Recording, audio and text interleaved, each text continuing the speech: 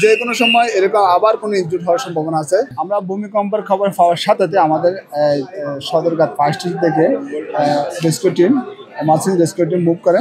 এর সাথে আমরা দেখতে পাই যে এখানে একটা আটতলা ভবনের উপরে কার্নিশের যে গাইড ওয়ালটা ছিল বা যেটা সাপোর্টের উপরে কার্নিশের যে ওয়াল থাকে যেটা সেফটির জন্য, ওই ওয়ালটা ভূমিকম্পের কারণে ভেঙে যাওয়ার ফলে নিচে যে এখানে পথচারী আছে, আপনারা দেখছেন এখানে ক্রাউডেড জায়গা এবং জায়গাটা অনেক সংকীর্ণ, এখন অনেক লোকের হাঁটা আমরা দেখতে পাচ্ছি, যার কারণে ওই ওয়ালটা পরে এখানে স্পটে 3টে ভিক্টিমের উপর লোকের উপর ওয়ালটা ভেঙে পড়ে এবং সাথে ওরা ইনজুর হলে স্থানীয় লোকজন পুলিশ সহায়তায় তারা মিটফোর্ড হাসপাতালে নিয়ে যায়। আমরা ভিক্টিমকে পাই নাই, তারা দ্রুত এর আগে আমরা পৌঁছার আগে এদিকে নিয়ে যাই। আমাদের অ্যাওয়ারনেসের কার্যক্রম চলতেছে। আমরা বিভিন্ন জায়গায় মহড়া, আমরা প্রশিক্ষণ এবং রাত্রিকালীন মহড়া দিনে যে মহড়া গণসচেতনমূলক বিভিন্ন প্রোগ্রাম করতেছি, যাতে এই বিষয়টা আমাদের পুরানটাকে আমরা যেন ভূমিকম্পের জন্য অত্যন্ত ঝুঁকিপূর্ণ জায়গা, তারা যেন সতর্কতার সাথে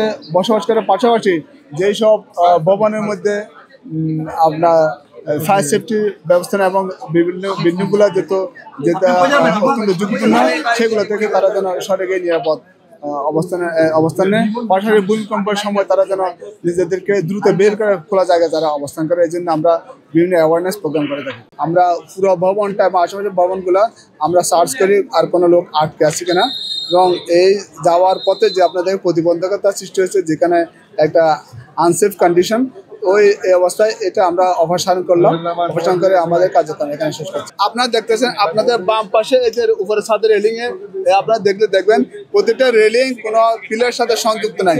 যদি কোনো ভূমিকম্প হয় প্রতিটা ভবনের এরকম রাস্তার পাশে রেলিংটা এটা আনসেফ অবস্থা আছে।